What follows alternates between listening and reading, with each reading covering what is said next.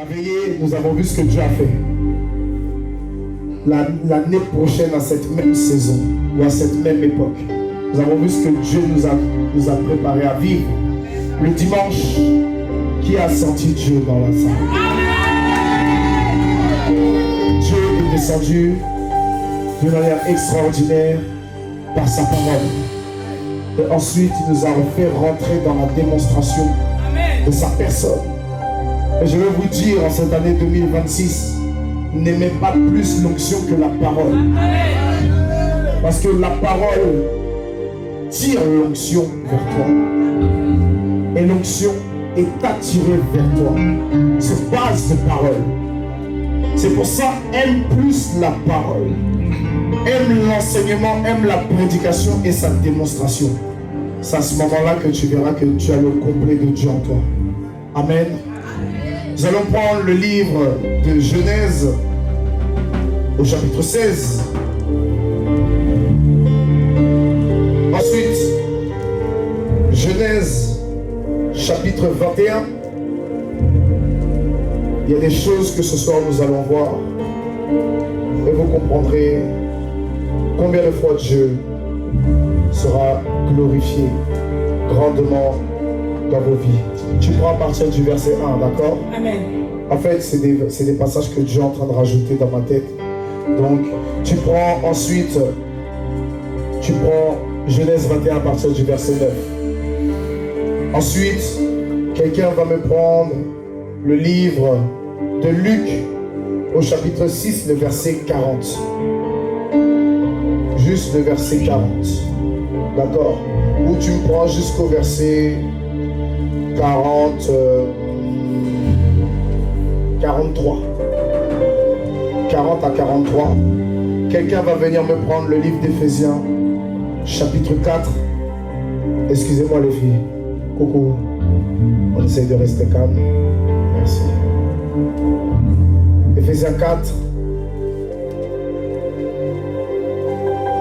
Petit, après toi, Dieu va t'étonner. Après toi, tu commences à recevoir des paroles, mais d'abord la parole de Dieu. Après toi. Hier, dans l'amusement qu'on était à l'hôtel avec ton frère, on rigolait, mais Dieu était en train de parler. Après toi, Dieu va t'étonner. Éphésiens 4 à partir du verset 17. D'accord? Et ensuite, on verra. Éphésiens 3 à partir du verset 14. Quelqu'un me prend ça? Éphésiens 3 à partir du verset 14. Et je pense que si Dieu veut, après ça va couler seul. Nous avons assez de passages et nous avons la grâce, le chiffre de la grâce en nombre de passages. Donc Dieu va nous faire grâce. Amen. Premier passage, lisez avec vie, d'accord? Je prends la parole avec respect et honneur dans le livre de Genèse 16 à partir du verset 1. Agar, Sarai, femme d'Abraham, ne lui avait point donné d'enfant. Elle avait une servante égyptienne nommée Agar. Et Sarai dit à Abraham. Elle dit quoi? Voici l'Éternel m'a rendu stérile. Viens, je te prie. Vers ma servante. Vers quoi? Ma servante. Vers ma servante. Peut-être aurais-je par elle des enfants. Peut-être que par elle, moi, j'aurai des enfants. Abraham écouta la voix de Sarai. Alors Sarai, femme d'Abraham, prit Agar l'Égyptienne, sa servante, et la donna pour femme à Abraham, son mari. Après qu'Abraham eut habité 10 années dans le pays de Canaan, il alla vers Agar et elle devint enceinte. Quand elle se vit enceinte, elle regarda sa maîtresse avec mépris. Et Sarai dit à Abraham, l'outrage qui me fait retomber sur toi. Attends 30 secondes, vous qui sortez là, si c'est pour aller rigoler, je vous mets tout de suite sous discipline. Il faut dire ça à tes amis là-bas. Vas-y, reprends. D'ailleurs, allez me les surveiller. Parce que c'est pas on vient jouer les instrumentistes et puis après on est des païens. Voilà, reprends ta parole. Au verset 4, il alla vers Agar et elle devint enceinte. Quand elle se vit enceinte, elle regarda sa maîtresse avec mépris. Et Sarai dit... Répète-moi ça. Il alla vers Agar et elle devint enceinte. Quand elle se vit enceinte, elle regarda sa maîtresse avec mépris. Elle regarda sa maîtresse avec mépris. Et Sarai dit à Abraham, l'outrage qui me fait retombe sur toi. J'ai mis ma servante dans ton sein et quand elle a vu qu'elle était enceinte, elle m'a regardé avec mépris. Que l'Éternel soit juge entre moi et toi. Abraham répondit à... Calmez-toi derrière. Arrêtez de rigoler. Pardonnez. Garde le silence. Écoute jusqu'à la fin. Le message peut te mettre dans confusion. Écoute jusqu'à la fin. Sois calme. Vous aimez trop les règlements de compte. Calmez-vous. Dieu n'est pas quelqu'un qui règle des comptes. Dieu ramène son peuple à lui. Amen. On reprend. Verset 6. Abraham répondit à Sarai, voici ta servante est en ton pouvoir. Agis à son égard comme tu le trouveras bon.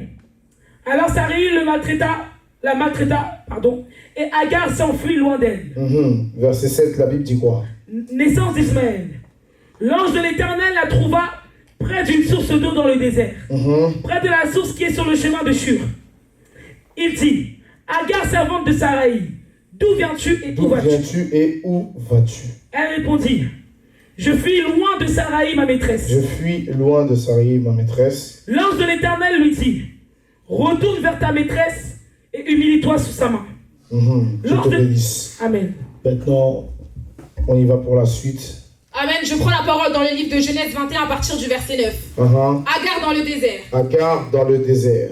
Sarah vit rire le fils qu'Agar, l'Égyptienne, avait enfanté à Abraham. Et elle dit à Abraham, elle dit quoi? Chasse cette servante et son fils. Chasse cette servante et son fils. Car le fils de cette servante n'héritera pas avec mon fils, avec Isaac. Cette parole était plus forte aux yeux d'Abraham à cause de son fils. Mais Dieu dit à Abraham, que cela ne déplaise pas à tes yeux à cause de l'enfant et de ta servante. Accorde à Sarah tout ce qu'elle demandera, car c'est d'Isaac que sortira une postérité qui te sera propre. Je ferai aussi une nation du fils de ta servante, car il est ta postérité. Abraham se leva de bon matin. Il prit du pain et une outre d'eau, qu'il donna à Agar et plaça sur son épaule. Il lui remit aussi l'enfant et la renvoya. Elle s'en alla et s'égara dans le désert de Beersheba. Quand l'eau de l'outre fut épuisée, elle laissa l'enfant sous un des arbrisseaux et alla s'asseoir vis-à-vis à une portée d'arc, car elle disait que je ne vois pas mourir mon enfant. Elle s'assit donc vis-à-vis de lui, éleva la voix et pleura. Dieu entendit la voix de l'enfant. Dieu entendit la voix de l'enfant. Et l'ange de Dieu appela du ciel Agar. Et l'ange de Dieu appela du ciel Agar. Et lui dit. Il lui dit quoi? Qu'as-tu, Agar? Qu'as-tu, Agar? Ne crains point, car Dieu a entendu la voix de l'enfant dans le lieu où il est. Lève-toi, prends l'enfant, saisis-le de ta main, car je ferai de lui une grande nation. Amen. Amen. Je prends la parole dans Luc 6 à partir du verset 40. Le disciple n'est pas plus que le maître, mais tout disciple accompli sera comme son maître. Dieu te bénisse. On va s'arrêter là. Allez-y. Amen. Dieu vient de me montrer quelque chose. On va rester sur vos trois passages. Amen. Restez ici. Éternel, je te bénis et te rends toute la gloire parce que tu es Dieu. Prends le contrôle de toutes choses et que ton nom seul soit glorifié. Efface ma personne et ma chair et que Père mon Dieu, mon roi, ton peuple soit béni. Ton peuple, Seigneur, vive une pleine libération et délivrance au nom de Jésus. Amen. Amen. Que Dieu te bénisse. Prends place, bien-aimé. Alors, nous sommes ici dans le livre de la Genèse, le livre du commencement. Alléluia. Et la Bible nous fait comprendre qu'il y a une situation. Voici que Abraham a une femme qui s'appelle Sarai. Et la promesse est qu'on enlève le i avec l'accent très bas pour que ça devienne Sarah. Alléluia. Et la Bible nous fait comprendre que voilà que cette femme Sarai a été trouvée stérile. Amen. Mais voilà qu'il y a une situation qui va se passer. La Bible nous fait comprendre qu'elles auront une servante qui sera égyptienne. Et si elle est égyptienne, ça veut dire qu'elle est étrangère à qui? Aux Israélites. Est-ce que quelqu'un me comprend? Amen. Et Dieu avait formellement dit aux Israélites de ne pas se mélanger avec les étrangers. Et la Bible nous fait comprendre aussi, dans le livre des Proverbes, que certaines querelles peuvent emmener l'homme à être sur le toit et à voir les femmes étrangères. Alléluia. Mais ici, on le voit sous un autre contexte. La Bible nous fait comprendre que voici, Abraham a une femme qui est stérile. Elle ne peut lui donner comment dire, un enfant parce qu'elle a dépassé le stade même de la ménopause. Mais voici que cette femme se dit, elle a une servante. Et si elle a pensé à cette servante, c'est qu'elle a estimé cette servante. C'est qu'elle a eu de la considération pour cette servante. Alléluia. Et ici, on va imaginer cette chose de manière différente. Dieu nous dit que c'est une année de récompense, mais pour pouvoir vivre la récompense, alors nous devons comprendre que nous devons avoir une certaine humilité et une certaine obéissance envers le Seigneur. Quand le Seigneur nous mandate, quand le Seigneur nous donne de pouvoir être dans sa présence, c'est tout simplement parce que Dieu a envie de nous faire montrer combien de fois il nous aime. Il a envie de nous montrer combien de fois il nous estime. C'est pour ça que nous sommes dans sa présence. Amen. Lorsque nous sommes dans la présence de Dieu, c'est parce que Dieu a son regard sur nous. Dieu nous connaît et Dieu nous aime. Mais ici, voici que Sarah va dire à Abraham, voici que je ne peux pas te donner d'enfant, mais Agar, notre servante, pourra t'en donner et de par elle, je pourrai avoir des enfants. Ce qui veut dire que non seulement elle a de la considération pour Agar, mais en plus de cela, elle sera heureuse d'élever les enfants d'Agar avec Agar. Ce qui veut dire que Agar ne serait plus sa servante, mais Agar serait même comme son égale. Est-ce que quelqu'un peut comprendre? Mais derrière cela, la Bible nous fait comprendre qu'il y aura une attitude de la servante. Ce qui veut dire que parfois, il y a des personnes qui viennent dans la présence de Dieu. Elles ne viennent pas pour les bonnes intentions. Elles viennent par rapport à quelque chose de précis. Et malheureusement, lorsqu'elles n'arrivent pas à avoir ce qu'elles veulent, alors elles s'en vont. La Bible va dire quoi? La Bible va dire que Agar va se voir être enceinte. Et comment dire? Elle va mépriser Sarah. Est-ce que quelqu'un me comprend? Ici, on peut se dire que Sarah a une mauvaise attitude vis-à-vis de comment dire, d'Agar. Mais quand on regarde bien le contexte, Sarah n'a montré que de l'amour pour Agar. Est-ce que quelqu'un me comprend? Enfin, Sarai, parce qu'elle n'était pas encore celle qu'on appelle Sarah. Et la Bible nous dit quoi à ce sujet? Et Sarai dit à Abraham. Sarai dit à Abraham, l'outrage qui m'est fait retombe sur toi. L'outrage qui m'est fait retombe sur toi. Pourtant, regardez, il y a une chose qui est étonnante. La femme, c'est elle qui pousse l'homme vers l'autre. Mais maintenant, c'est elle qui se sent outragée. Alors que vers la fin, là, s'il y a quelqu'un qui doit rendre compte, là, c'est Abraham, c'est pas elle. Mais elle dit, l'outrage est quoi? Qui m'est fait retombe sur toi. Vous avez vu? Ça veut dire que, en fait, quand la Bible dit que Dieu parle tantôt d'une manière, tantôt d'une autre, il faut savoir faire attention. Parce que Dieu a dit à Abraham que c'est par cette dernière Sarai qu'il allait avoir un fils, qu'il allait avoir une promesse. Mais le problème est que il n'a pas été patient.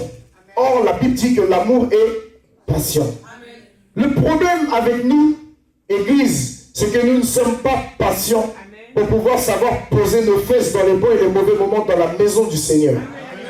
Ce qui fait de nous des personnes ingrates par moment. Et c'est ce qui fait de nous aussi des personnes qui sommes retardées. On peut même être de janvier à janvier à l'église, mais nos vies n'avanceront pas. Parce que ce n'est pas parce qu'on est à notre poste. Dieu connaît toutes choses cachées. La Bible déclare que les choses cachées sont à Dieu. Les choses révélées sont pour les hommes. Donc nous devons réaliser, s'il vous plaît, que lorsque Dieu met aussi un frein dans nos bénédictions, c'est parce qu'il nous connaît mieux que nous-mêmes. Vers la fin, on peut se dire qu'on a de bonnes intentions, mais Dieu connaît toutes nos intentions mieux que nous. S'il dit qu'avant même d'ouvrir la bouche, il sait de quoi nous avons besoin, ça veut dire que Dieu connaît toutes nos pensées. Avant même qu'une pensée arrive à l'existence, il la connaît parce qu'il est créateur de toutes choses. Et c'est comme ça qu'on ne peut pas blaguer Dieu. Parce que quand on veut essayer de blaguer Dieu d'une manière ou d'une autre, alors Dieu prend un nom et on l'appelle Adonai, créateur de toutes choses. C'est pas parce qu'il a créé simplement les cieux et la terre. Non, il a créé aussi nos pensées. Il a créé nos états. Il a créé nos cœurs. Il a créé notre corps. Il a créé toutes ces choses. Est-ce que quelqu'un me comprend? Donc, ce qui veut dire que lorsqu'on est en train de parler, on veut faire croire aux hommes. Les hommes peuvent nous croire. Mais Dieu est le seul qui sait vers la fin toutes choses. Est-ce que quelqu'un me comprend? Il y a quelqu'un qu'on ne peut pas blaguer. C'est la personne d'Adonai. Et il y a quelqu'un devant qui on ne peut pas résister. C'est la personne d'El Shaddai. C'est le Dieu Tout-Puissant. Il y a quelqu'un devant qui les maladies ne peuvent pas tenir. C'est Jéhovah El Rapha, le Dieu qui guérit. Il y a quelqu'un devant qui la tristesse ne peut pas se mesurer. C'est Jéhovah Shalom, celui qui donne la paix. Et il y a quelqu'un qui nous donne toujours d'avoir la victoire devant toutes les guerres et les batailles que nous menons. C'est celui qu'on appelle Jéhovah El Sabaoth, l'Éternel des armées. Mais comprenez une chose, Dieu sait toutes choses mieux que nous. Amen. Ça veut dire que cette année, tu veux voir la main de Dieu. Arrête de penser que tu peux être comme Ananias et Saphira. Amen. Tu ne pourras jamais blaguer Dieu. Est-ce que quelqu'un me comprend? Amen. La première des choses, si tu prends des notes, que tu dois écrire cette nuit, cette année, je vais éviter de blaguer Dieu. Amen. Parce que tu peux tellement, il y a des personnes, vous êtes tellement convaincus de ce que vous dites, que vous oubliez que Dieu entend tout ce que vous dites en vous. Amen. Vous êtes tellement convaincus de ce que vous montrez, que vous oubliez que c'est Dieu qui vous a créé. Amen. Vous êtes tellement convaincus que vous dites des choses vraies et que vous êtes dans le vrai, que le problème, vous oubliez en vous que vous avez la nature adamique. Amen. Il y a la semence du fruit interdit en vous. Amen. Ce qui fait que on peut dire ce qu'on veut, mais on ne peut pas blaguer Dieu. Amen. Et ici, Abraham, Dieu lui avait parlé. Il lui a dit, c'est pas Sarai. Mais lui, il a écouté Sarai pour pouvoir aller vers Agar. Ce qui veut dire que même sur terre, Dieu est en train de montrer à Abraham, tu vois, j'avais raison. Au temps d'Adam, j'avais raison. Je ne pouvais pas me permettre de le laisser dans le jardin, parce que si je le laissais dans le jardin, il allait véritablement aller vers l'arbre de vie et il allait pourrir toute ma création. Est-ce que quelqu'un me comprend? Mais voici que lorsqu'il arrive, alors, elle va lui dire, il y a un outrage qui est fait vis-à-vis de moi. Et qu'est-ce qu'elle va dire à Abraham? J'ai mis ma servante dans ton sein. Non, avant. Elle va dire à Abraham quoi? L'outrage qui m'est fait retombe sur toi. Ça va retomber sur toi. En d'autres termes, Dieu est en train de parler au travers de Sarah. Sarah l'a envoyé. Mais voilà que Sarah est outragée. Mais en Genèse 2, la Bible dit que Dieu va faire dormir l'homme. Il va le faire tomber dans un profond sommeil. Il va prendre une côte. Mais l'homme est créé à l'homme et à l'image et à la ressemblance. Donc, si la femme peut parler, c'est parce qu'au préalable, la femme était en Dieu. Avant qu'elle soit en l'homme, la femme était en Dieu. Voilà pourquoi on ne peut pas blaguer aussi Dieu, parce que Dieu est dans les détails. Est-ce que quelqu'un me comprend? Et à cause de cela, la femme se trouve à être justement un porte-parole de Dieu. La femme, devant Dieu, a dit, le serpent m'a donné du fruit, il m'a séduit, j'en ai mangé. Ici, la femme va dire, l'outrage qui m'est fait retombera sur toi. Ce qui veut dire que là, ce n'est plus la femme qui parle, c'est Dieu, parce que Dieu se sent outragé. Amen. Dieu se sent frustré. Amen. Dieu se sent choqué. Amen. Dieu se sent délaissé. Amen. Et la Bible dit en Exode 34, verset 14, qu'il porte le nom de jaloux. Et qu'il est un Dieu jaloux qui ne partage sa gloire avec personne. Précieux, réveille-toi. Il ne partage sa gloire avec personne. Amen. Donc, qu'est-ce que la Bible va dire par la suite? J'ai mis ma servante dans ton sein. J'ai mis ma servante dans ton sein.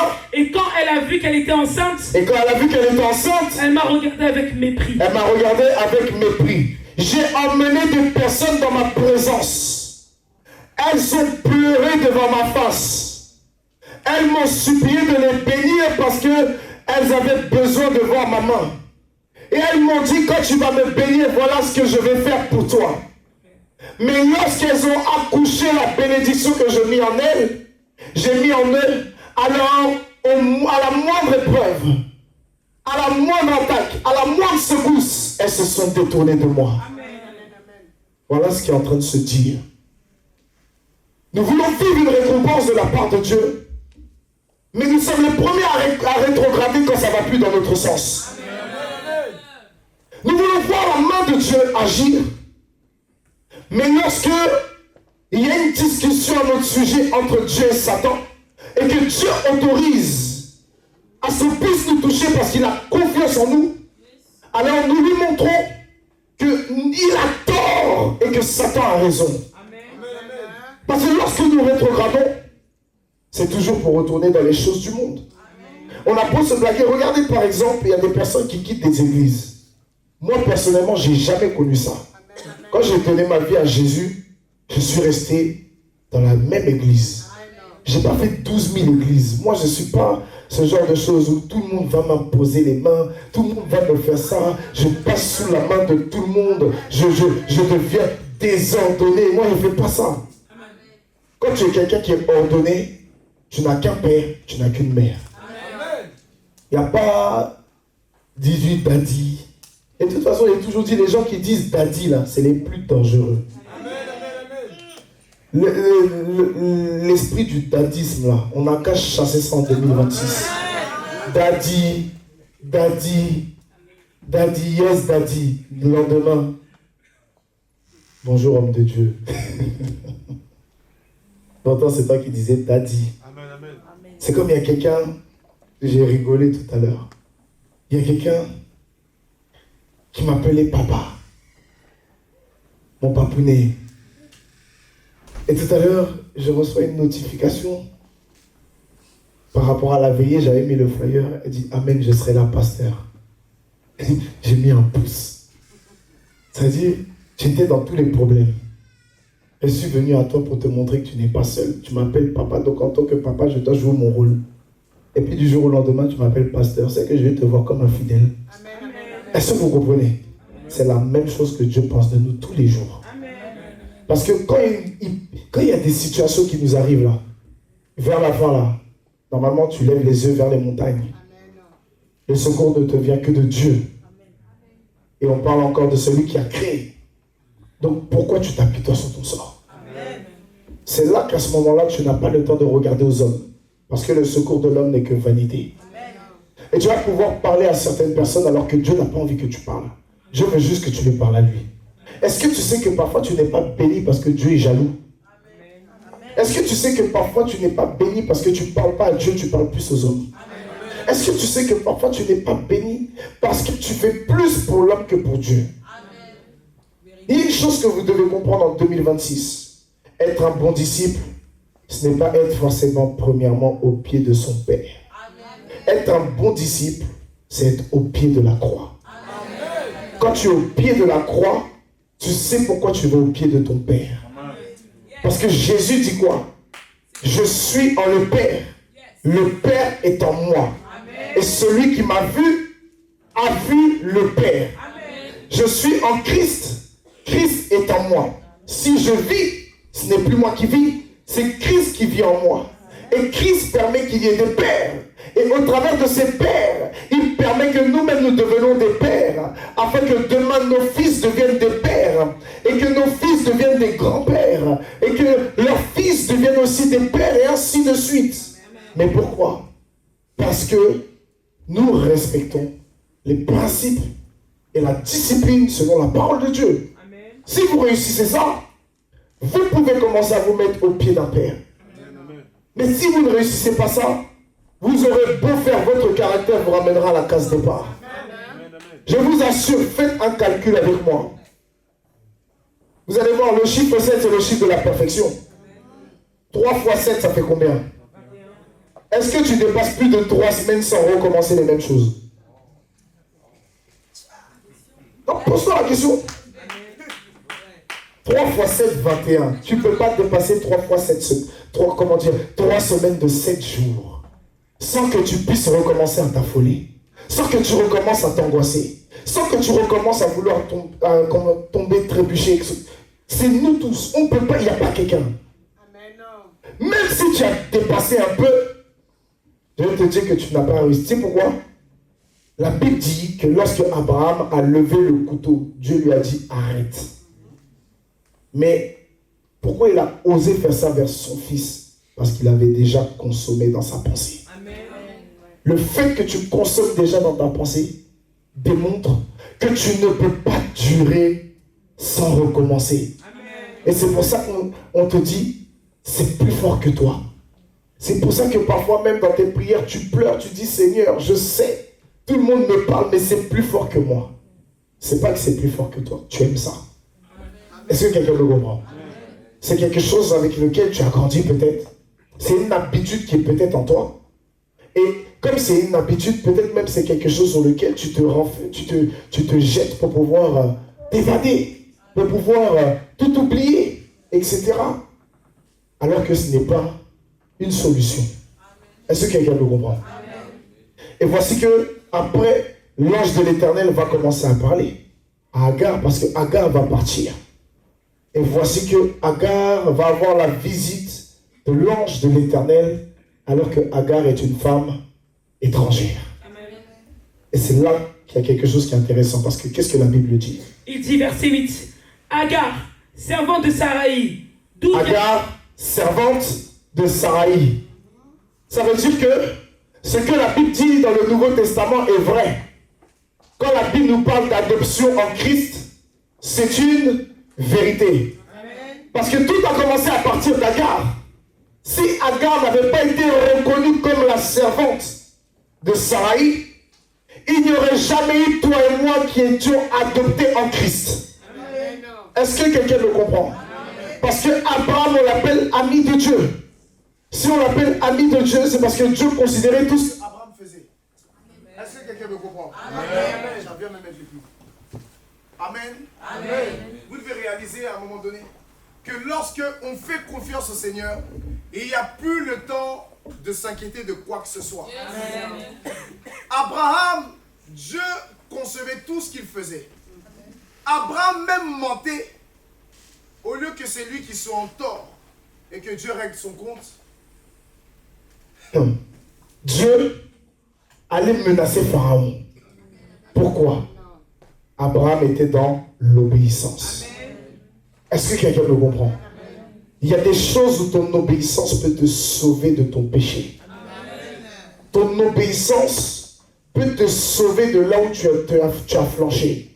Ton obéissance, il y a deux choses. Écoutez-moi, il y a deux choses. C'est parce que toi, tu passes le temps à prier. Tu te dis, non, mais vas-y, moi, je préfère prier. De toute façon, Dieu entend mes prières. Mais pourtant, ta vie ne change pas. Mais Dieu entend tes prières. Mais ta vie ne change pas. Tu sais, c'est quoi les deux choses? Flo, la première chose, c'est l'obéissance. La seconde chose, c'est les alliances. Quelqu'un qui est obéissant verra Dieu. Quelqu'un qui fait des alliances avec Dieu verra Dieu. N'oubliez pas que dimanche, on a parlé de l'alliance que Dieu fait avec nous qui est spirituelle. Et la Bible dit qu'il nous bénit de toute bénédiction spirituelle en Jésus-Christ dans les lieux célestes. C'est-à-dire que l'alliance que Dieu fait n'est pas sur terre mais dans les cieux. Voilà pourquoi lorsqu'il s'est adressé à Noé, il a eu à dire, pour ne plus frapper la terre par les eaux du déluge, je pose dans les cieux un arc pour me rappeler de l'alliance que j'ai avec les hommes. Ça, c'est spirituel. Mais maintenant, toi, l'alliance est un sacrifice. Parce que Dieu a montré un sacrifice plus gros. Il a permis une nouvelle alliance. C'est la mort et la résurrection de Christ. Ça veut dire que maintenant, c'est quelqu'un qui est venu d'une manière charnelle, qui a osé mourir. Mais maintenant, Dieu dira au travers d'Isaac à Isaïe, va me chasser du gibier. Prépare-moi un mets comme je l'aime, afin que je mange et que mon âme te bénisse. Quand tu arrives à ce stade de choses, l'âme du Seigneur, parce que Dieu est une personne à part entière. Si on dit n'éteignez pas l'esprit, n'attristez pas le Saint-Esprit, ça veut dire que Dieu a un cœur. Si Dieu a un cœur, c'est que Dieu a une âme. Voilà pourquoi il osera dire à Satan, tu peux toucher à tout ce que tu veux de Job, mais seulement tu ne toucheras pas à son âme. Parce que son âme m'appartient. Tel il est, tel nous sommes. 1 Jean 4, verset 17. Donc comprenons que Dieu ne regarde pas à qui nous sommes. Il regarde à ce qu'il veut faire. Et la suite dit quoi? Prépare-toi, tu vas bientôt jouer, mon petit, d'accord? Vas-y. D'où viens-tu? D'où viens-tu? Et où vas-tu? Et où vas-tu? Accélère un peu. Elle répondit, je fuis loin de Saraï, ma maîtresse. Je fuis loin de Saraï, ma maîtresse. L'ange de l'Éternel lui dit, L'ange de l'Éternel dit quoi? retourne vers ta maîtresse. Retourne vers ta maîtresse. Et humilie-toi sous sa main. Et humilie-toi sous sa main. À chaque fois que, par exemple, tu vis une situation où tu n'acceptes pas quelque chose, où tu ne veux pas faire quelque chose, la plupart du temps, beaucoup de personnes quittent les églises parce qu'elles fuient l'appel. Elle ne fuit pas l'homme de Dieu. Elle ne fuit pas quelqu'un. Le vrai problème, c'est l'appel qui est sur la vie de quelqu'un. Parce qu'elle n'accepte pas l'appel, alors elle se trouve toutes sortes d'excuses. Mais vers la fin, écoutez, la plus grande erreur d'un homme sur terre, c'est de refuser l'appel de Dieu. C'est quand tu refuses l'appel de Dieu que Dieu t'expose à la mort. C'est quand tu refuses l'appel de Dieu que Dieu t'expose aux maladies. C'est quand tu refuses l'appel de Dieu que Dieu maintenant t'expose comme ça devant les tragédies. C'est là qu'il met les plus grosses tristesses, les plus grosses déceptions, toutes ces choses. Mais quand tu acceptes l'appel de Dieu, c'est là que tu vois Dieu dans toute sa forme, dans toute sa splendeur. Parce qu'il dit à Jérémie, ils te feront la guerre, mais ils ne te vaincront pas. Amen. Car je suis avec toi. Vous devez comprendre à un moment donné, vas-y maintenant mon petit, fais-moi comment ne pas t'adorer Jésus. Vas-y, dépêche-toi s'il te plaît. Joue-moi ça en là. Voilà, subtilement tu mets 2 nappes. Tu mets un pad et puis tu mets un deuxième pad même. Est-ce que quelqu'un me comprend? À chaque fois que tu fuis, Dieu te ramènera toujours dans la présence de Dieu. Tu sais pourquoi? À chaque fois que tu t'es éloigné là, Dieu t'a toujours ramené. Parce que c'est plus fort que toi. Tu aimes tellement Dieu. Ton seul problème, c'est l'appel. Tu as besoin de délivrance. Parce que la vie serait tellement simple. Quand par exemple tu es dans la présence de Dieu, j'ai certains de mes fils et de mes filles ici, quand après les cultes, tout le monde part, ils vivent des expériences dans la prière. Moi je suis en train de prier dans le bureau, et puis ils sont en train de prier dans la salle. Et puis, même quand ils prient, on dirait qu'ils sont plus nombreux que les gens qui sont venus à l'église. On dit, pendant le culte, on dit, levez vos voix, priez le Seigneur. Oh Seigneur, mon Dieu, mon roi. Faut voir, ils sont 5, ils sont 6, ils sont 7. Mais ils prient, on dirait qu'il y a des milliers de personnes. Et ils sont en train d'expérimenter des choses sans imposition de main. Parce que l'appel est en eux. C'est pas une question de ce que, oui, il y a une prophétie sur ma vie, non. Parce que quand tu commences à appeler Dieu comme un enfant, le secret c'est d'être un enfant. Soyez des enfants, arrêtez d'être des adultes, soyez des enfants. Jésus a dit, laissez venir à moi les petits enfants. Tu as tous les soucis dans ta vie parce que tu as grandi. Commence à redevenir un peu un enfant. C'est en devenant un enfant que tu verras la main de Dieu. Un enfant marche dans l'innocence. Un enfant marche dans l'insouciance. Un enfant n'a pas le temps de s'inquiéter de quoi que ce soit. C'est pour ça qu'on me demande, mais comment tu fais? Je dis, mais moi je m'en fous de tout. C'est pas méchant, mais c'est une vérité. Je m'en fous de tout. Même quand le malheur vient, moi je m'en fous. Même quand, comment dire, j'apprends un décès, je m'en fous. Je me suis discipliné pour apprendre à ne plus avoir mal. Dans tous les cas, même dans le monde, Dieu m'a montré des choses. On a même voulu tirer sur moi, la balle m'a dévié, elle est allée sur la tête d'un cousin à moi, il est mort à ma place. J'avais 15 ans. Dans ça là, qu'est-ce qui peut me donner d'être détruit? Qu'est-ce qui peut me donner d'être cassé? Qu'est-ce qui peut me donner d'être brisé? C'est quelque chose qui est passé à la télé. C'était une bagarre qu'il y avait eu à Gare du Nord, entre les mecs de la Défense et puis les mecs de Gare du Nord. Je vous parle d'une situation qui s'est passée en 2006, en 2007, comme ça. J'avais quoi? J'avais 15, 16 ans, un truc comme ça, je sais plus. Mais au jour d'aujourd'hui, si dans la rue là, j'ai plus rien à perdre, qu'est-ce que j'ai à perdre en Christ? Dis-moi un peu, qu'est-ce que j'ai à perdre en Jésus? Il n'y a plus rien à perdre. Parce que Christ est ma vie, la mort m'est un gain. Je n'ai plus rien à perdre, ça ne m'intéresse plus. Tout ce qui est, comment dire, même ça c'est futile. Je n'en ai rien à faire. Je peux même venir en tongue avec un short et puis prêcher la parole. Je m'en fous. Parce que vers la fin là, quand je vais mourir, il dit bien tu as été tiré de la terre et tu es sorti de la poussière, tu retourneras à la poussière. Qu'est-ce que mes affaires vont me suivre dans la poussière? Rien va me suivre. Ma richesse va me suivre dans la poussière. Rien va me suivre. Bien au contraire. Tout va se dissoudre et mon âme sera devant le trône de Dieu. Donc au final, autant m'attacher à l'appel que Dieu a mis dans ma vie, autant m'attacher à la mission que Dieu m'a donnée, autant me préparer à faire la volonté de Dieu plutôt que de me prendre la tête et ne pas avancer dans la vie. Quand je suis comme ça là, je me fais du mal. Parfois je suis capable de m'isoler. Parfois je suis capable de vouloir avoir. Je me force même. Regarde, il y a des gens même qui sont masos. Il y a des gens qui ne veulent pas se faire du mal. Hein. Mais juste pour prouver à Dieu qu'ils n'en ont rien à faire. Alors que, en fait, ils attendent juste une chose. Hein, c'est que Dieu vienne les sauver. Hein. Ils vont tout faire pour faire comme s'ils en ont marre. Ils ne veulent pas aller dans l'église. Ils ne veulent pas le dimanche pour les voir. Ils ne veulent pas venir à l'église. Hein. D'après, ils s'enferment. Ils font tout. Hein. Mais pourtant, dans leur cœur, là, ça bat. Leur cœur bat comme ça. Ils ont tellement envie d'aller à l'église. Parfois même ils sont en train de se dire, plus j'approche de l'église et plus j'angoisse. Tu as besoin de délivrance. Tu n'angoisses pas, tu es heureux. Mais tu es tellement transformé tout en négatif que tu penses véritablement ce que tu es en train de te dire dans ta tête. Tu as besoin d'être délivré. Parce que si tu angoisses, pourquoi tu as fait le premier pas même? Si tu es vraiment angoissé là, pourquoi tu fais le premier pas?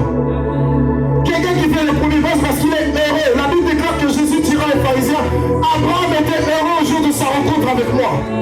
Ça veut dire qu'en toutes circonstances là, le simple fait de faire le pas là, tu es heureux parce que tu te dis Dieu ne me rejette pas. Donc pourquoi te faire mal à la tête tout seul? Agar ici était en train de fuir sa maîtresse, mais Agar avait oublié que par le passé, sa maîtresse lui avait montré de la considération. Et parce qu'elle a eu quelque chose que sa maîtresse n'avait pas, elle a voulu la narguer. Elle l'a nargué, mais maintenant, sa maîtresse a prononcé une parole et cette parole a commencé à agir dans sa vie. Elle a voulu fuir loin. Mais écoutez-moi, on ne peut pas fuir Dieu parce qu'on n'est pas plus que Dieu. Et le problème, c'est que Dieu est omniprésent. Tu vas te cacher où? Il voit une fourmi noire dans la nuit noire sur une pierre noire. Tu as vu ta taille? Tu as vu ta corpulence? Tu as vu ta tête? Il y en a, ils ont des grosses têtes comme ça. Tu penses que Dieu va te louper? Il y en a, ils ont des têtes longues. Il y en a, ils ont des têtes avancées. Il y en a, le front est jusqu'à là-bas. Tu penses que... Ah, mais ne rigolez pas. Vous avez besoin de délivrance. Il y en a, ils pensent qu'ils seront cachés. Mais écoute, Dieu t'a créé pour te repérer. Dieu t'a créé pour t'attraper. C'est pour ça, le papy de Trey, au temps de Livry-Gargan, il lui a dit, tu vois, je t'ai vu. Je n'ai pas dit. C'est que Dieu nous sait. Il a dit, tu vois, je t'ai vu en train de... Tu vois, et c'est pas intéressant. Mais aujourd'hui, le même à qui on dit ça, c'est le même que Dieu a choisi. Ce qui veut dire que tu peux avoir des défauts, mais malgré tes défauts, Dieu te choisit. Tu peux être la personne la plus rienneuse, mais dans le rien-être là, Dieu te choisit. Dieu te choisit. Ce qui veut dire que Dieu s'en fout de tes compétences. Pierre était un pêcheur professionnel et en plus il était nul dans sa pêche. Mais Dieu a quand même fait de lui le père de l'église primitive. Toi tu te dis que moi je ne connais pas la parole. Quand on te pose une question, tu commences à sourire, on dirait quelqu'un qui est bête.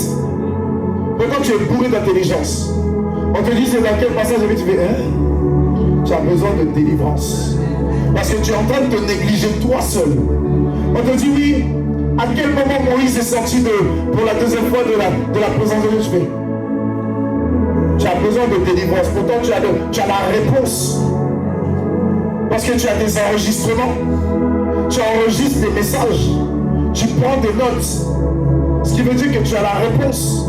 Mais le souci, il te manque une chose pour être acquéri. Tu sais c'est quoi?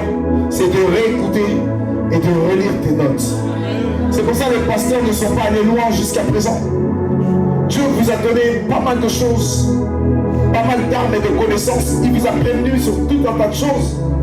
Mais le problème, vous écrivez, mais vous n'ouvrez plus. Vous mettez ça de côté. Et tellement on voit que vous n'êtes pas impliqué dans l'œuvre de Dieu. Si on regarde à tout ce que vous avez noté, avant même de regarder ce que vous avez noté, on regarde la couverture, il y a de la poussière sur le cahier. Pourquoi? Parce que vous foulez au pied les choses de Dieu. Voilà pourquoi Dieu aussi vous foule au pied et vous pleurez tous les jours. Vers la fin, en fait, ce que Dieu est en train de dire, c'est bien fait pour vous. Vous avez toutes les armes nécessaires. Vous avez tout pour réussir. Le Seigneur dit à son église, tu as ma parole. Mais le problème, tu n'ouvres pas ma parole et puis tu te plains. C'est bien fait pour toi, église. Voilà ce que Dieu est en train de dire. Tant que tu n'ouvres pas ma parole, tant que tu ne comprends pas que ta réponse est dans ma parole, tant que tu ne comprends pas que tes objectifs, les stratégies se trouvent dans ma parole, tant que tu ne te dis pas, ma réussite se trouve dans la parole de Dieu, à chaque fois tu seras dans le mal, et malheureusement, ce sera bien fait pour toi. Est-ce que quelqu'un me comprend? Il est temps que tu puisses réaliser, réveillez-vous. Il est temps que tu puisses réaliser que le Seigneur a mis une arme qui est plus que puissante contre tes mains. Cette arme, c'est un nom. Et ce nom, c'est la parole de Dieu. Et c'est par la parole de Dieu que tu peux devenir quelqu'un. C'est par la parole de Dieu que tu peux avancer dans la vie. C'est par la parole de Dieu que les condamnations tombent une à une. C'est par la parole de Dieu que le Seigneur te distingue. C'est par la parole de Dieu que le Seigneur te distance de ceux qui ne font rien de leur vie. C'est par la parole de Dieu que Dieu change ta vie. C'est par la parole de Dieu que Dieu change ton salut. C'est par la parole de Dieu que Dieu t'emmène à croire là où tu ne croyais pas auparavant. La solution pour toi, c'est la parole. Agar a eu une solution, c'était la parole. L'ange de l'Éternel est venu apporter une parole. Le psaume 120 verset 7 dit, il envoie sa parole et sa parole vient pour guérir. Tu veux guérir? Accepte juste de prendre ça. Est-ce que tu vois? Rien de plus, rien de moins. Prends juste la parole de Dieu. Et c'est la parole de Dieu qui te fortifiera. Je puis tout par celui qui me fortifie. Celui qui me fortifie aujourd'hui, je ne le vois pas, mais je peux le lire. Celui qui me fortifie aujourd'hui, je ne le vois pas, mais je peux le méditer. Celui qui me fortifie, je ne le vois pas, mais je crois qu'il vit en moi parce que je le lis tous les jours. C'est pour ça que la Bible déclare que ce livre de la loi ne s'éloigne point de ta bouche. Ma bouche n'est pas faite pour dire des bêtises. Ma bouche est faite pour parler de Dieu. Ma bouche n'est pas faite pour dire n'importe quoi. Tu peux passer par des situations extrêmement compliquées. Mais même dans ça, tu dois être impliqué pour garder ta langue. Garder toutes ces choses. Et ça, c'est nous tous, nous devons nous battre pour cela. Parce qu'il y a des situations qui arrivent, tu ne sais pas comment tu vas réagir sur le coup. C'est pour ça qu'il faut être lent quand tu dois parler.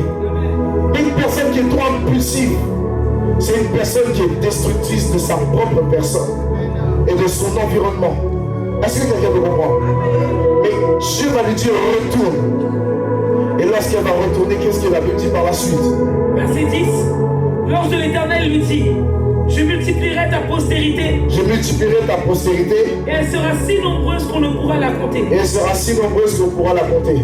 Écoutez-moi, Dieu dit ça pourquoi? C'est pas parce que c'est Agar, hein? Parce que Agar est une femme étrangère. Vers la fin, c'est une Égyptienne et elle fait partie du peuple qui va faire souffrir le peuple d'Israël. Ce qui veut dire une chose, ce qui veut dire que Dieu l'a choisi à cause d'une personne. C'est à cause d'Abraham. Pourquoi c'est à cause d'Abraham? Nous allons prendre le prochain passage. Et qu'est-ce que nous dit le prochain passage? Sarah vit rire le fils qu'Agar l'Égyptienne avait enfanté à Abraham. Ma fille, tu choques pas articulé. Sarah vit rire le fils qu'Agar l'Égyptienne avait enfanté à Abraham. Ma fille, il faut articuler. Sarah vit rire, articule. Sarah vit rire le fils qu'Agar l'Égyptienne avait enfanté à Abraham. Voilà, Sarah vit rire, articule. On y va. Et elle dit à Abraham, chasse cette servante et son chasse cette servante et son fils. La Bible nous dit quoi?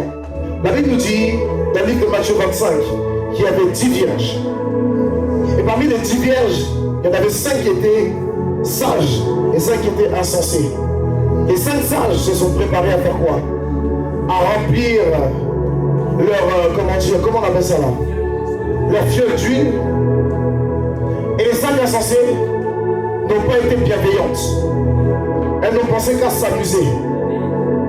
Dans l'église de Dieu, il y a ceux qui se prennent au sérieux et il y a ceux qui passent le temps à s'amuser. Il y a ceux qui viennent pour voir Dieu et il y a ceux qui viennent pour avoir des amitiés.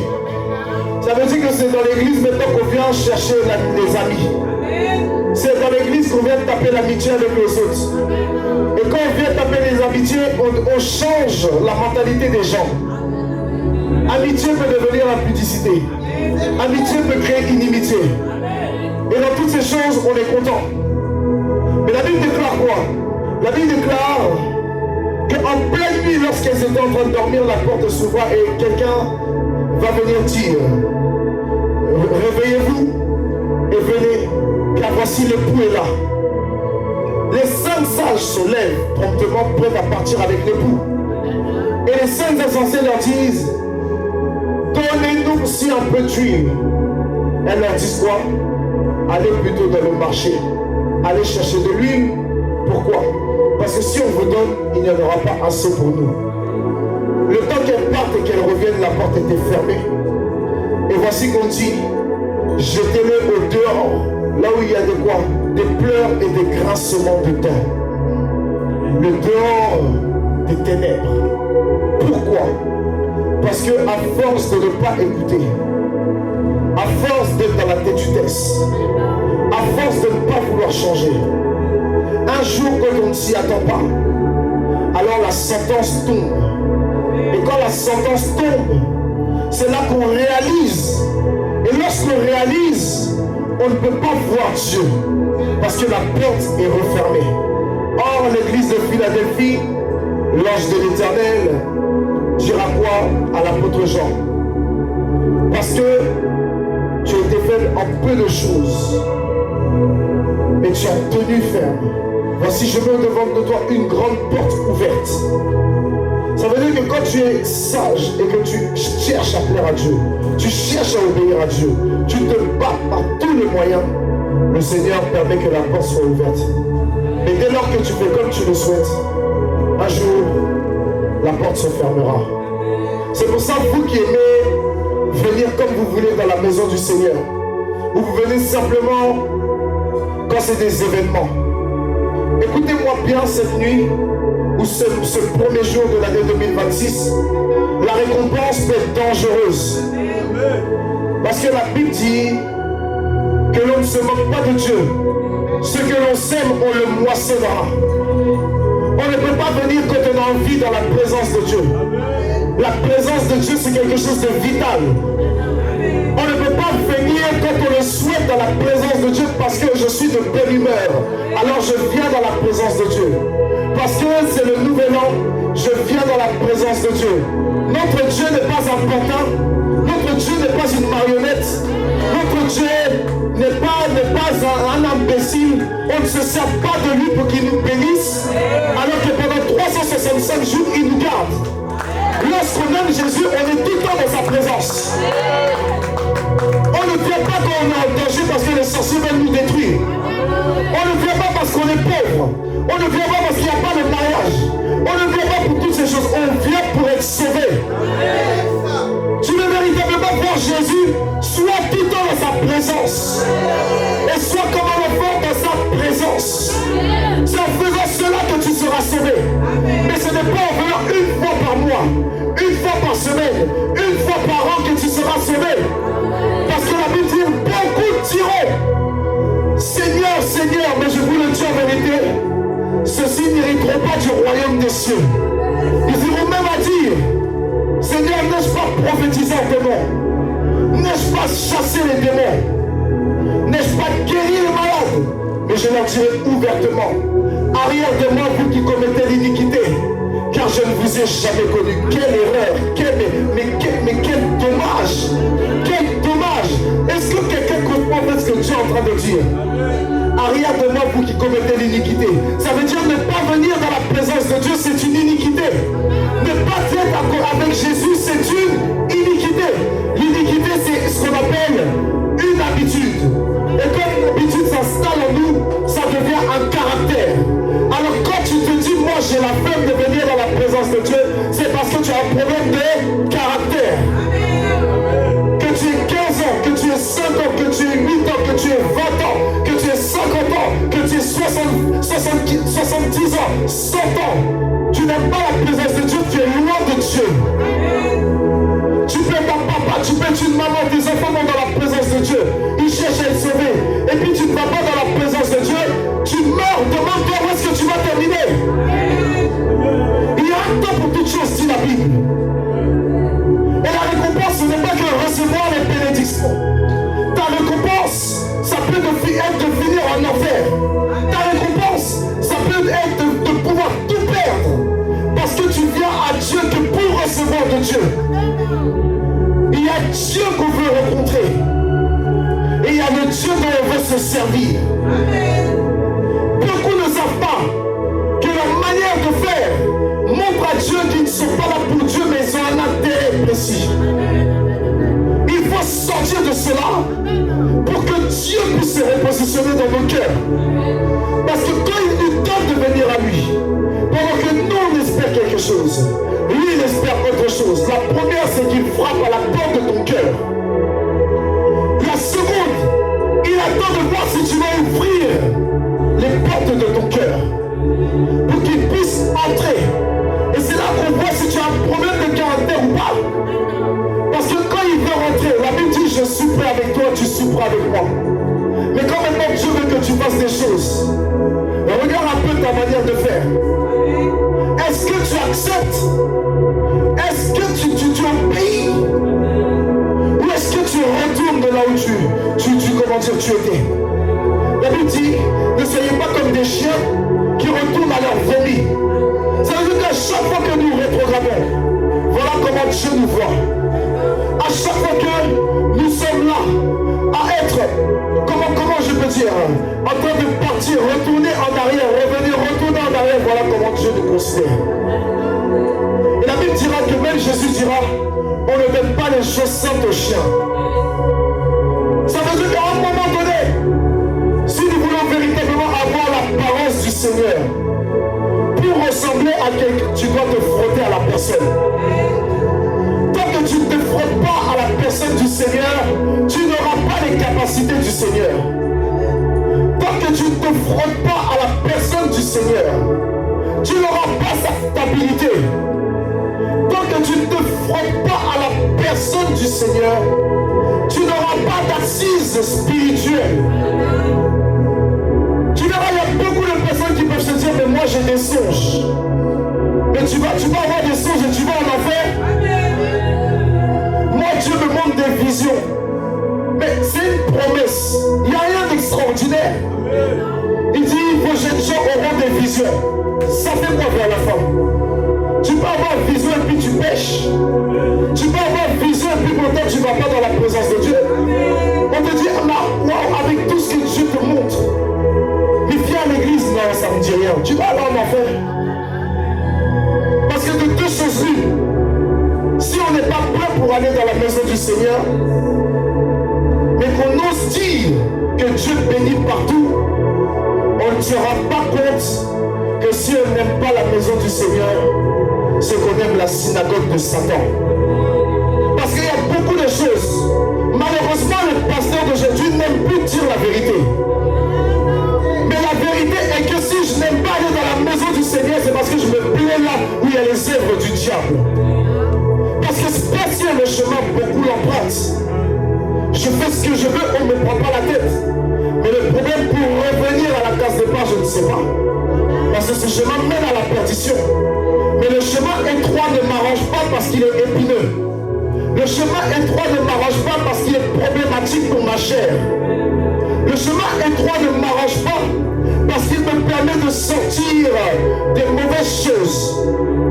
Le chemin étroit ne m'arrange pas parce que je sais que je ne pourrai plus faire les choses comme je le souhaite. Je suis quelqu'un qui aime les jeux d'argent, je ne peux plus faire cela.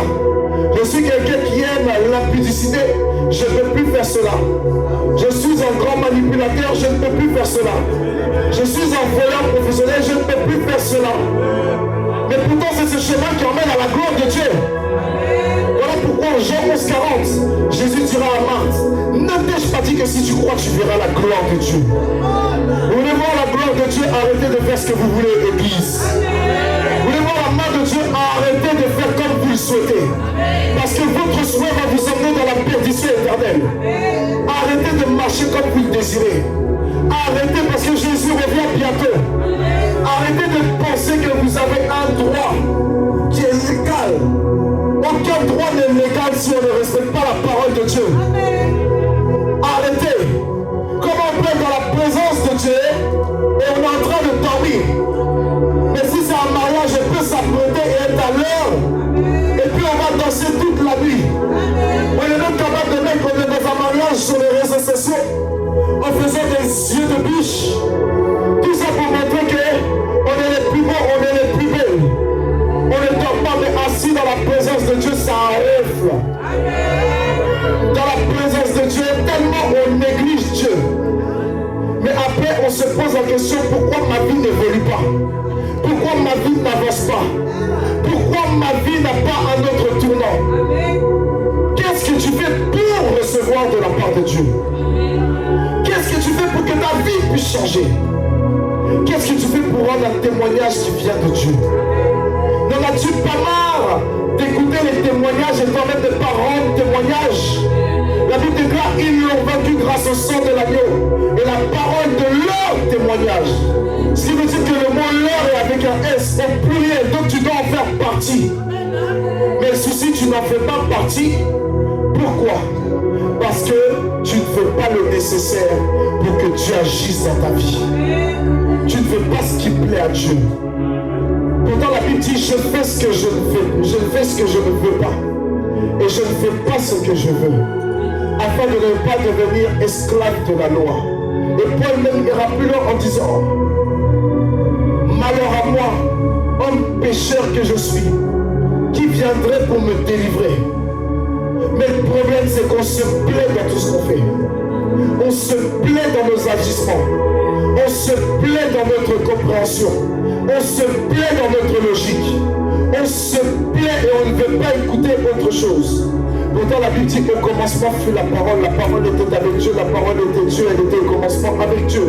Ce qui veut dire qu'avant même que ta logique existe, il y avait une autre logique. C'était la logique de Dieu. Mais toi, tu veux montrer à Dieu que ta logique est la meilleure. Toi, on te parle tous les jours, c'est toi qui dis quelque chose. On te parle tous les jours, tu as raison. On te parle tous les jours, tu vas avoir le dernier mot. On te parle, mais sache qu'un jour, tu n'auras plus le droit à la parole.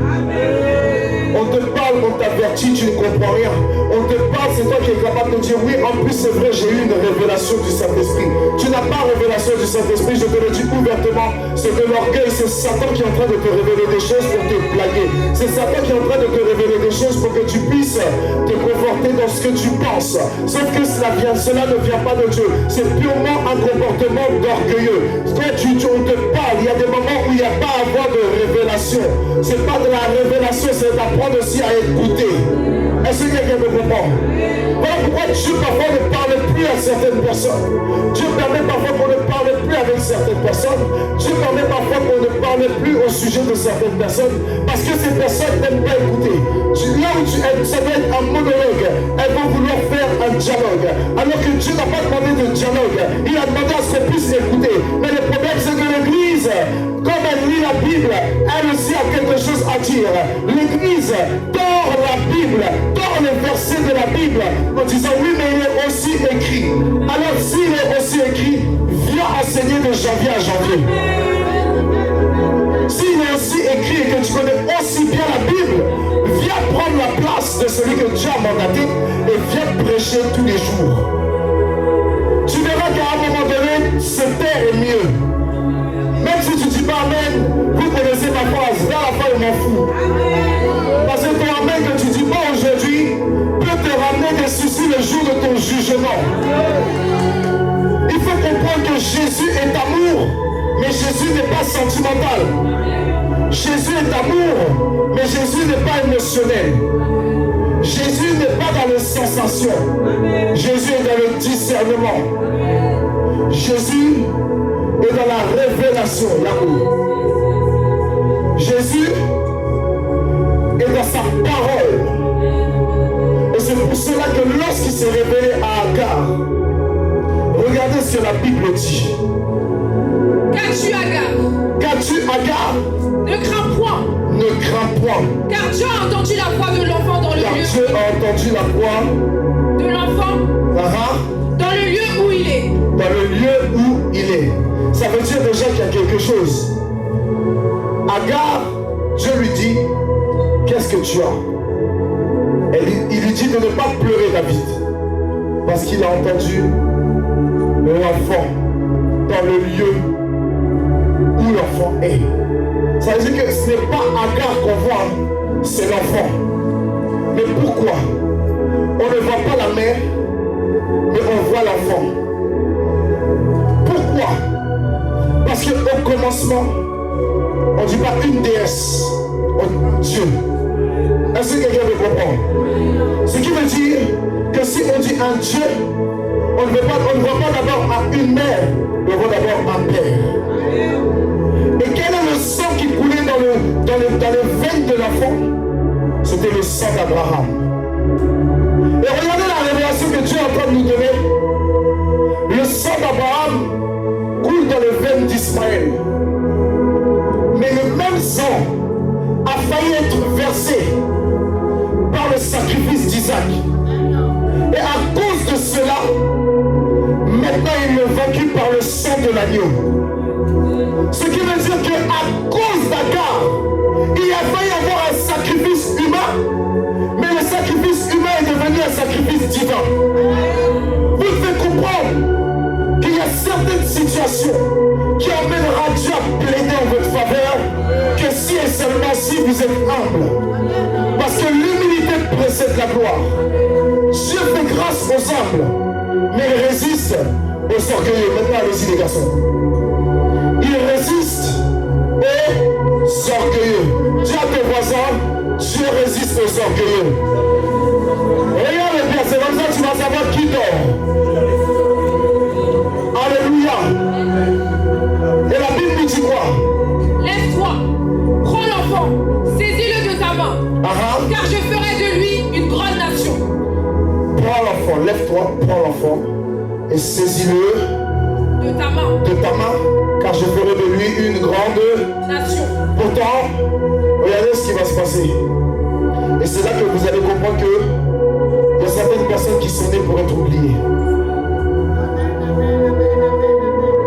Dans le chapitre 16, Agar a fui alors qu'elle a eu un mauvais comportement. Et ici, Agar est chassée, mais ne veut pas voir l'enfant mourir.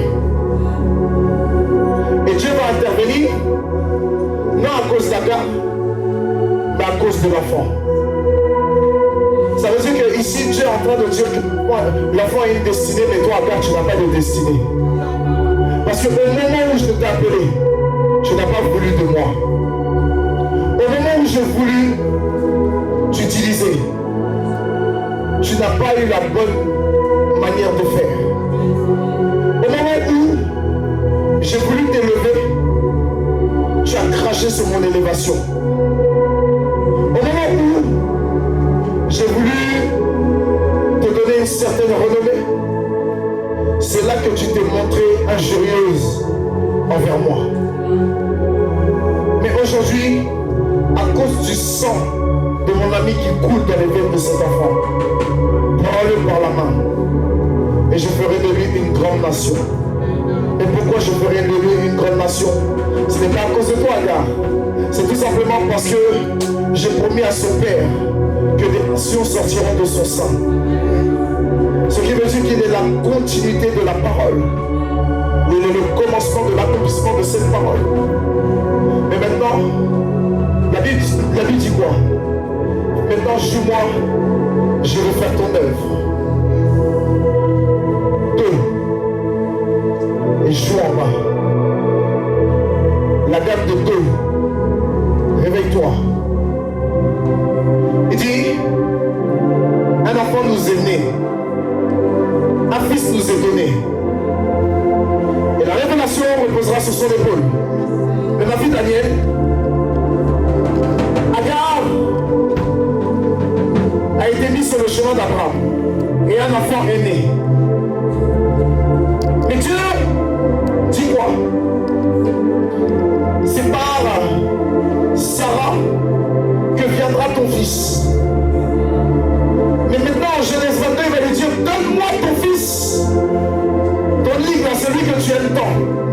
donne-le-moi en holocauste. Et c'est là que la Bible dit, fils nous est donné. Et la domination repose sur son épaule. Et la Bible dit que lorsqu'il montait sur la montagne, alors il avait le poids sur le dos. Parce que la domination reposait sur qui? Sur Isaac. Et la Bible dit qu'il dira à son père, je vois le couteau, je vois le poids, mais où est l'agneau? Et il dira, l'Éternel se pourvoira. Et la Bible dit, on l'appellera admirable. Ça veut dire qu'il sait qu'il a le sacrifice, mais il demande quand même au Père. Pourquoi? Il n'est pas là pour dire j'ai peur. Il est là pour dire, peut-être que tu ne me vois pas, mais je suis ton sacrifice.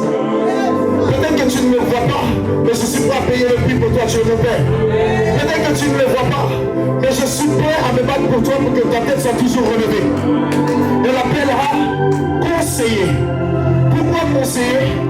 Parce qu'à un moment donné, pour que Ésaü puisse avoir la bénédiction, il donnait tous les meilleurs conseils à Ésaü, mais il n'en donnait pas pareil à Jacob. On l'appelle Dieu Tout-Puissant. Pourquoi? Parce que Dieu va dire à Abraham, c'est Isaac qui te donnera des fils. Ce qui veut dire que parce qu'il a été un sacrifice, maintenant il a donné des tribus. Alors qu'à la base, c'est Isaac qui devait être le père de 12 tribus. Mais le problème, parce que Agar était sur le chemin d'Abraham, alors parce que l'enfant unique est devenu le second, il fallait que le second d'Isaac devienne le premier. Voilà pourquoi Genèse 25, la Bible dit David. La Bible dit que Ésaü va vendre son droit d'aînesse à Jacob. Et que par la suite, alors Isaac va avoir à bénir. Comment il s'appelle? Jacob. Pourquoi? Il dira la voix et le Jacob. Mais le corps est d'Ésaü. Pourquoi? À partir du moment où tu vends ton droit d'aînesse, tu vends ton identité. Et il y a beaucoup de personnes ici qui cèdent leur identité devant le diable. Et c'est ce qui fait que le diable a le droit de se revendiquer. Il a le droit de dire que cette personne m'appartient. Cette personne est à moi. On y va. Cette personne est à moi. Accélère un peu. Et quand on regarde à ces choses, on comprend qu'on ne peut pas évoluer. Parce que vers la fin, ça démontre que si à cause de nous, des personnes peuvent avoir une destinée, mais nous n'avons pas de destinée aux yeux de Dieu, nous ne sommes pas de bons disciples. Parce que le vrai disciple, c'est celui qui est capable de donner sa vie pour son maître. Le vrai disciple, c'est celui qui s'oublie pour son maître. Le vrai disciple, c'est celui qui s'oublie pour celui qui l'a aimé, pour celui qui l'a engendré, pour celui qui l'a créé, pour celui qui l'a formé. Ce qui veut dire que quand nous disons nous acceptons Jésus, nous devons apprendre à tout perdre pour lui. Et tant que tu n'arrives pas à tout perdre pour lui, Église, tu ne peux pas dire que tu as accompli quelque chose d'extraordinaire. Parce que Dieu peut commencer par t'enlever tout ce que tu as de plus cher à tes yeux, alors qu'à ses yeux, il n'y a rien d'extraordinaire. Tu peux perdre l'amour de ta vie, toute ta fortune, tu peux perdre tous tes enfants, tu peux perdre toute personne, toute situation, toute circonstance. Mais le souci, c'est que Dieu regarde au travers de cela combien de fois tu m'aimes ou pas. Job a tout perdu. Mais Job a dit c'est l'Éternel qui donne, c'est lui qui reprend, que son nom soit béni. Et c'est après ça qu'il a été indigné et qu'il a déchiré ses vêtements. Pourquoi? Parce qu'il a rappelé à Dieu, je t'ai servi à cause de ces personnes. Je t'ai servi pour que tu puisses les garder. Et aujourd'hui, il t'a plu de les enlever. Aujourd'hui, il t'a plu de les reprendre.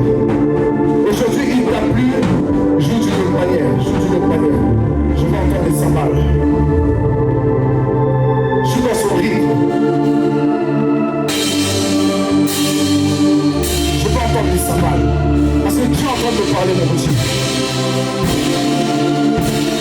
Vous devez réaliser, vers la fin, quand Dieu permet ça, c'est parce qu'il veut t'emmener à une autre, comment dire, une autre élévation, une autre bénédiction. Job a tout perdu, mais il a tout reçu en double. La question est de savoir, est-ce que quand tu perds tout, tu t'appuies sur ton sort? Et si oui, pendant combien de temps? Sinon, la réponse doit être, j'ai donné ma vie à Jésus. Ce que je perds, je le retrouve en Jésus.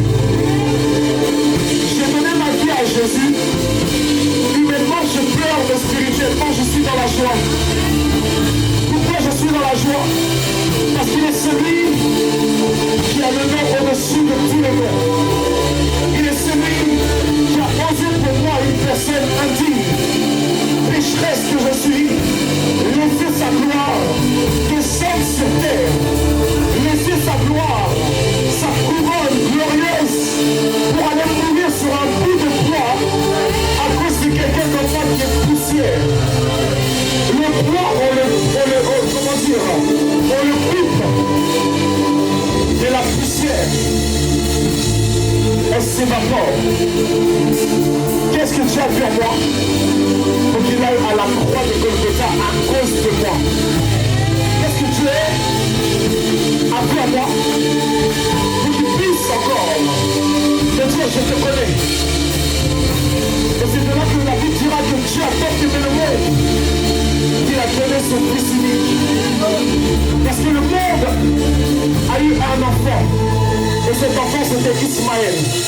Et à cause d'Ismaël et de sa descendance qui deviendra innombrable, alors le péché aussi s'est accru. Parce que Ismaël est l'ancêtre de tous les Sarrasins.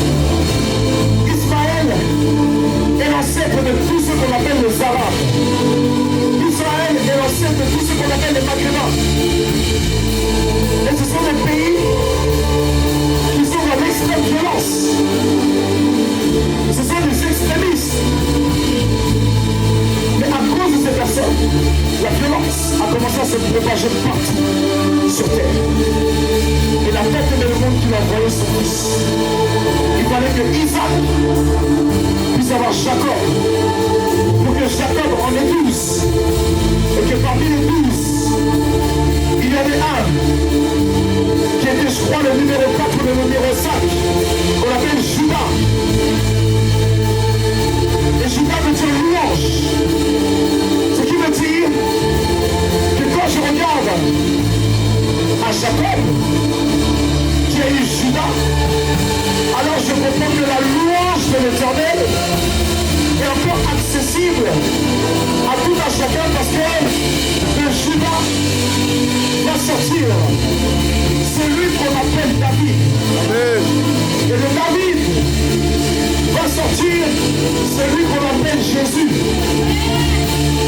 Mais tout a commencé au travers non d'Abraham, mais de son neveu qui est devenu un fils.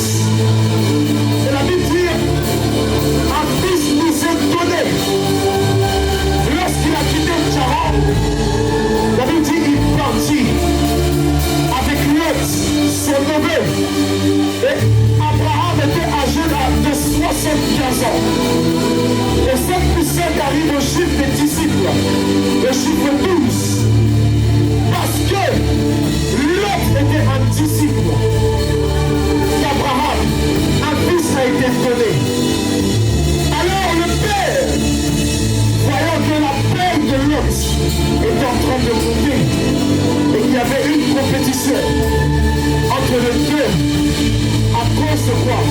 Des brebis et des bergers qu'ils avaient, le père, ce n'est pas le fils, mais c'est le père qui dit, prends ton chemin, je te bénis, prends ton chemin.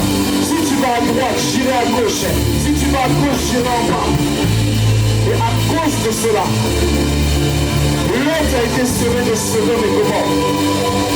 Et quand il arrive dans le métal de soir, en le dépassant, il arrivera dans une grotte où ses deux filles vont l'enivrer.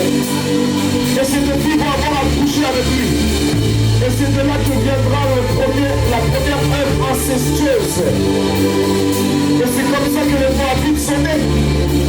Et parce qu'un fils nous est donné, alors le péché a fait naître la gloire de Dieu. Pourquoi? Parce qu'il s'est fait malédiction pour que toi tu sois bénédiction. Il s'est fait malédiction pour que toi tu puisses être guérisseur. Il s'est fait malédiction pour que toi tu deviennes élévateur. Il s'est fait malédiction pour que tu deviennes sanctificateur. Je veux dire à quelqu'un cette nuit, avant que le roi ne paraisse, donne ta vie à Jésus. C'est une nouvelle opportunité en 2026 pour toi de donner ta vie à Jésus. Parce que le Seigneur est prêt à faire accoucher quelque chose dans ta vie. Le Seigneur est prêt à globaliser la grâce dans ta vie.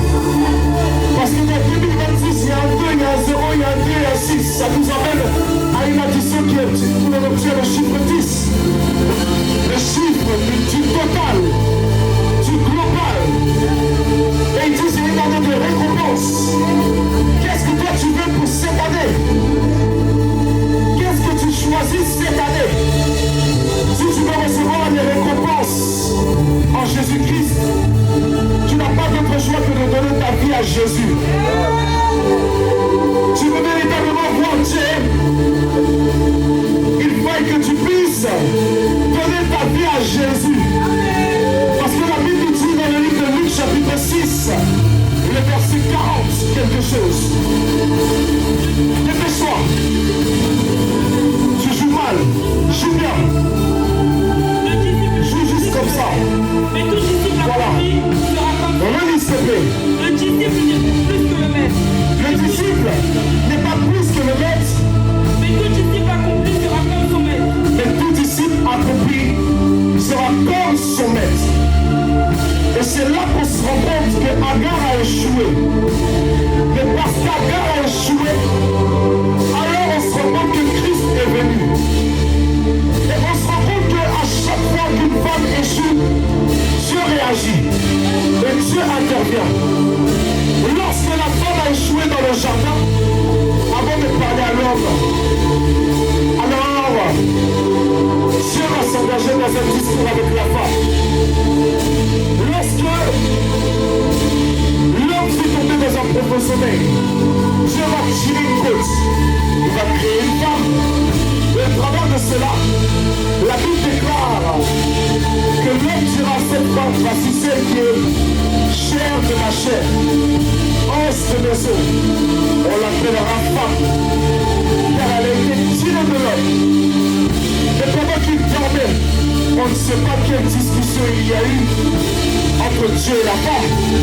Voilà pourquoi, au temps du jugement, en Éden, Dieu a eu à dire à la femme, pourquoi as-tu fait cela? En même temps que je donnais une mission à l'homme, je te donnais une mission pour l'aider. Je ne t'ai pas donné une mission pour le retarder ou pour le faire échouer. Je lui ai donné de te voir. Je lui ai donné de te reconnaître. Je lui ai donné de reconnaître que tu es sorti de lui. Mais pourquoi as-tu échoué dans l'aide que tu devais lui apporter? Et la femme dira, le serpent m'a séduit et j'en ai mangé de ce fruit. Le souci, c'est que quand Dieu pousse son église à venir vers lui, alors l'église est séduite par les choses du dehors. Et les choses du dehors emmènent une contradiction avec la promesse de Dieu. Et ça fait que, peu importe qui tu es, tu peux être un roi de Dieu, un grand leader, un ouvrier dans la maison du Seigneur, un simple fidèle. Tu n'obtiendras jamais ce que tu veux, parce que tu es séduit par les choses du dehors. Au lieu de chercher Dieu, tu vas chercher l'argent. Alors qu'à lui appartient l'argent et l'or. Au lieu de chercher Dieu, tu vas regarder à l'esthétique de ta vie. Ta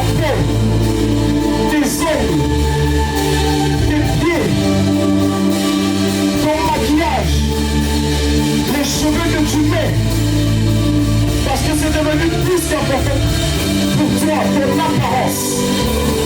Et où est Dieu dans tout ça? Tu connais toutes les références de toutes les marques par rapport à l'esthétique. Mais tu ne connais pas le verset biblique qui se rattache à ta vie. Tu connais toutes les références qui emmènent à avoir l'argent. Mais tu ne connais pas les versets qui te donnent de produire de l'argent. Or, la Bible déclare que la femme qui était vieille avait donné tout ce qui lui restait. Et Jésus a dit, je vous le dis en vérité, cette femme a donné plus que tout le monde. Parce que la vérité est de donner avec sacrifice. Tout ce qu'on donne, que ce soit notre vie, notre temps, notre talent, notre trésor, on doit le donner avec sacrifice. Si on ne le donne pas avec sacrifice, on ne peut pas voir la main de Dieu. Et le problème, l'Église a choisi les loisirs plutôt que la consécration. Je ne dis pas de consécration, parce qu'aujourd'hui la consécration n'est pas fouée. Il y en a qui disent je vais me consacrer, mais il se consacre plus pour être avec Dieu. Il se consacre pour qu'on puisse le voir. La consécration est pas fouée. Quand on sort d'un temps de consécration, on n'a pas besoin de s'exposer. Dieu attire l'exposition dans notre vie parce que nous étions véritablement avec lui. Il y en a qui se consacrent. Il y en a qui peuvent lire la Bible, qui peuvent être constamment en prière, mais qui ne sont pas consacrés à Dieu, mais qui se consacrent à eux-mêmes. C'est pour cela, faites attention cette année. Je te dis de bien jouer. Faites attention cette année, parce que Dieu va récompenser dans tous les sens du terme. Est-ce que je me fais entendre l'église? Dieu va récompenser dans tous les sens du terme. Dieu veut faire comprendre à quelqu'un aujourd'hui que la récompense n'est pas forcément une bénédiction. La récompense peut être le fruit d'une conséquence d'un péché. Il faut que tu fasses attention. En cette année, Dieu attend de toi que tu puisses changer de mentalité. Je parlerai de Jésus à la vie et à la mort. Ne joue plus. Dieu attend de toi d'être des instruments de Dieu. Il attend de toi. Je sens l'onction petit. Suis-moi. J'ai vu le cœur de 3 personnes être rempli d'un feu. Dieu attend de toi à commander. Il faut le réveiller. Écoute-moi, Dieu attend de toi que tu puisses le rechercher véritablement. Dieu attend de toi.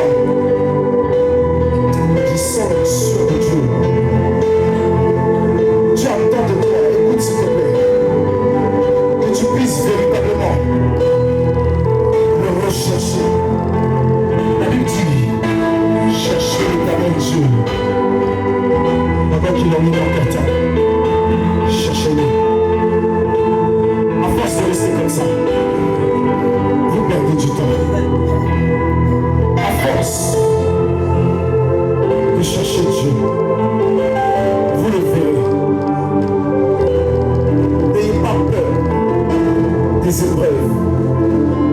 Parce que les épreuves sont là pour vous emmener à un autre niveau. Les épreuves sont semblables à un examen. Les épreuves sont faites pour que vous puissiez voir Dieu à l'œuvre, pas pour autre chose. Elles sont faites pour que vous puissiez voir Dieu accomplir ces choses dans votre vie. Parce qu'il vous aime. Ne pensez pas que vous êtes seul. Parce que dans les temps difficiles, il se présente comme un ami. Et quand ça devient plus que compliqué, il demeure être un frère. Vous ne voyez pas ici ce qui se passe, vous ne pouvez pas les aider, vous ne voyez pas les enfants, dépêchez-vous. Maman, il faut prendre le petit. Vous ne voyez pas ce qui se passe, je vous ai dit l'onction commence à se présenter. Il y a une chose que vous devez comprendre. Ceux qui ont eu le discernement ce dimanche,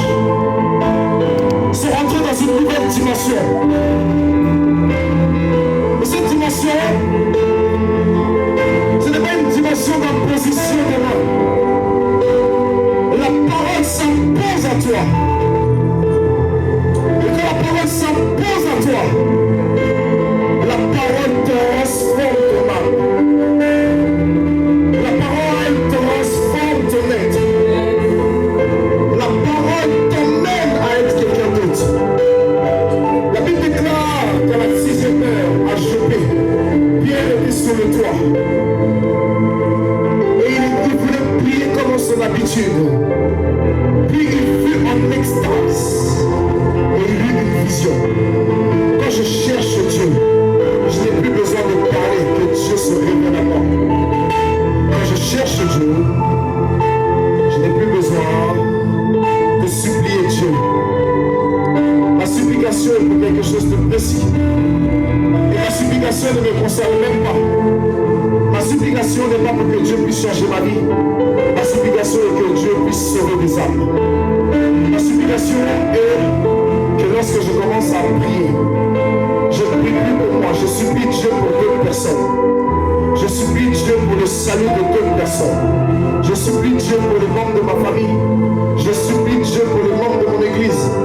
Je supplie Dieu pour les membres de mon travail, de mon lieu de travail, de mon lieu scolaire. Et toutes ces choses, je supplie Dieu. Pourquoi? Parce que Dieu est prêt à travailler. Marie dit, ma fille Alice, la moisson est abondante, mais les ouvriers sont peu nombreux.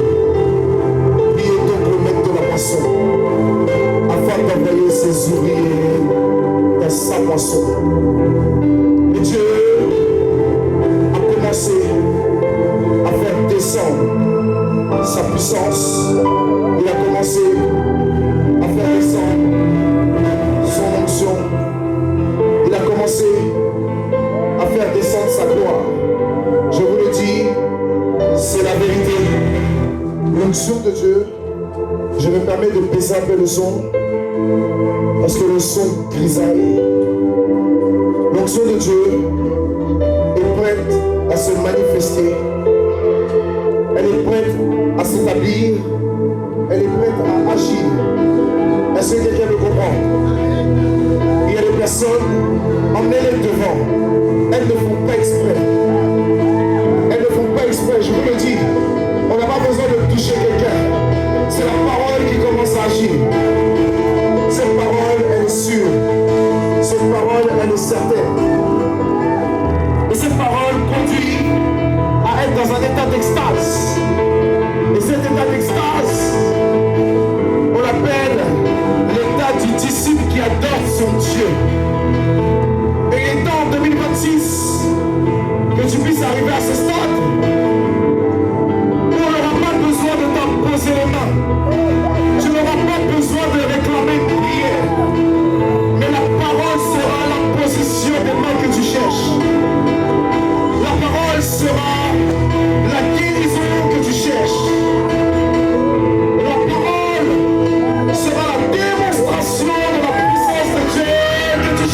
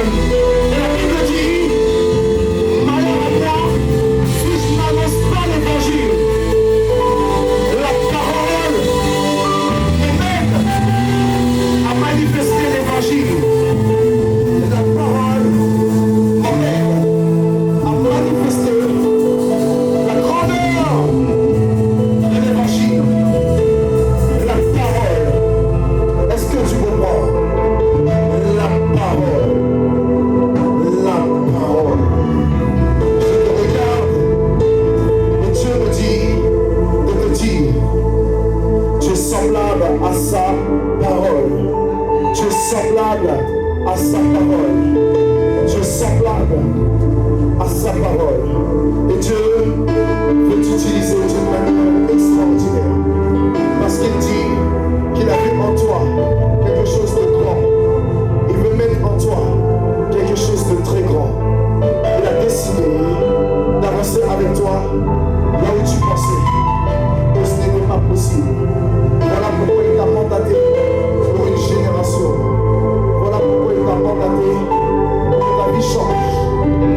Il t'a mandaté afin que ta vie ne soit plus jamais la même.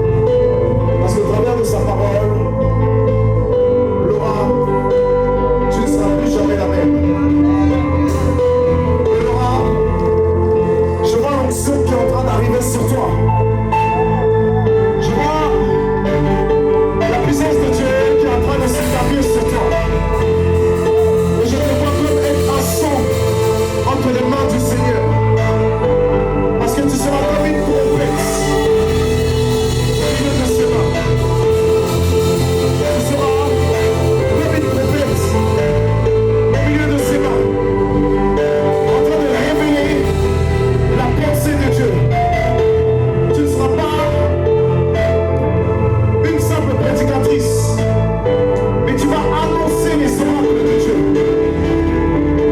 Et Dieu dit, apprête-toi et va dans sa présence, parce que le temps vient où tu n'auras plus le temps de chercher à travailler, parce que l'évangile sera ton seul travail.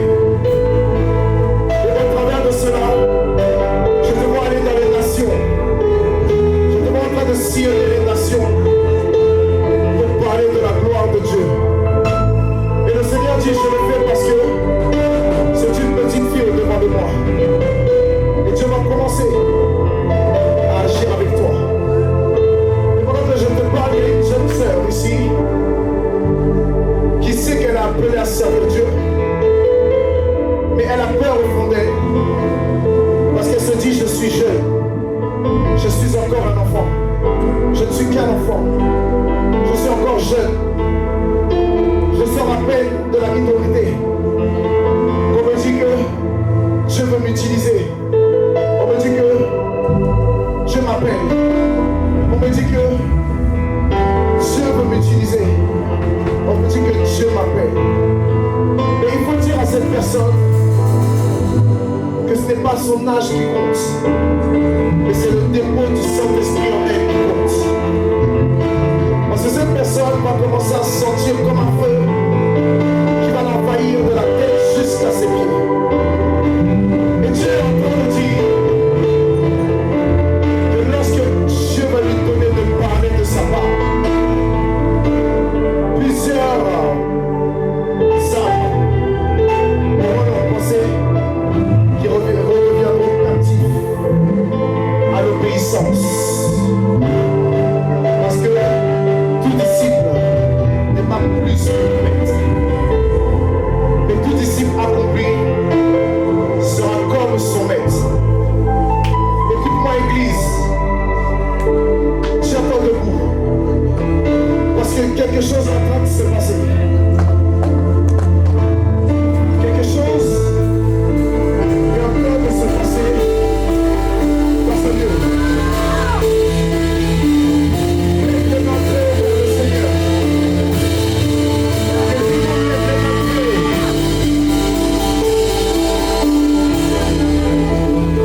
Ferme tes yeux.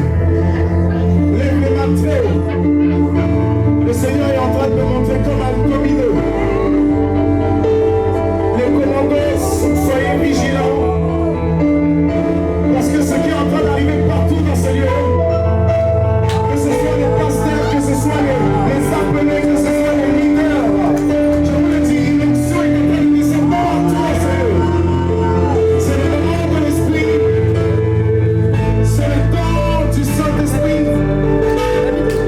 Vous allez avoir du travail. Parce que c'est en train de passer partout. Maintenant, joue-moi. C'est le temps de l'Esprit. Change-moi ta deuxième nappe. Change-moi ta nappe. Parce que l'Esprit de Dieu ici. Oui, tout s'est rangé. Il y a l'onction. Soyez là, Eva. Il y a une puissance de Dieu qui est partout là, ici derrière. Il y a l'onction. Il y a la puissance de Dieu ici. Ici, c'est la main de Dieu. Et en train de se présenter. Il reach on the walls, standing in the mountain.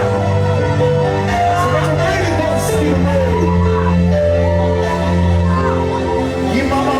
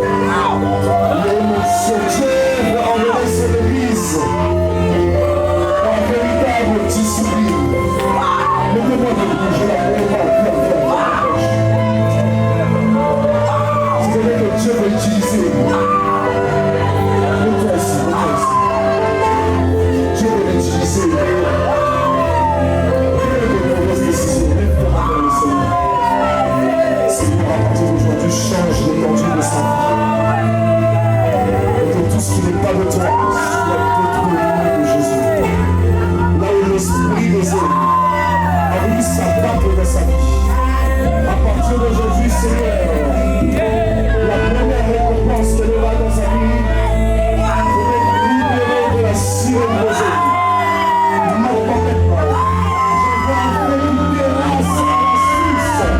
La sirène des hommes dans sa vie, au nom de Jésus.